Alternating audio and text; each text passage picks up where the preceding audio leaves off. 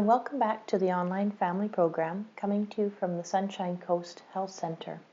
My name is Sarah and I'm one of the counselors here, and we've been taking questions from family members. And so today's question is, how do I know if my husband is bargaining with his addiction? So that's a good question. First of all, what is bargaining? So bargaining can look like trying to get away with using less or using a different substance instead. For example, if your husband had a heroin addiction, maybe now he's, thinking, I can just smoke a bit of pot, right? And sometimes moderation or harm reduction works. Actually, there's a fair bit of evidence that shows that it does work sometimes. However, we cannot predict who it works for, when it works. So, it's a big gamble because it could work fine, or it could be the beginning of a long and painful slippery slope back to active addiction. And so we do recommend abstinence, and that's the safest bet in avoiding returning to addiction. So in the case of your husband, if he's fresh back from treatment and this is taking up a lot of his focus, I would be concerned because what he needs to be focusing on mainly is building up a life that he doesn't want to mess up by using. So a life that is meaningful. So this means nurturing meaningful relationships and looking into pursuits or things that bring excitement to his life, right?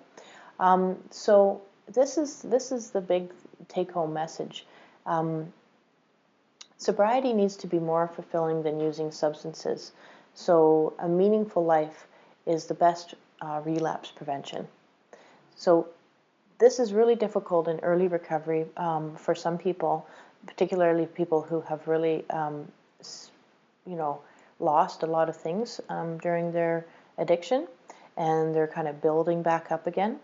And so in the meantime, while they are still trying to build these relationships and build up a meaningful pursuit in their life, and they haven't got everything in place yet, this is a really vulnerable time for them.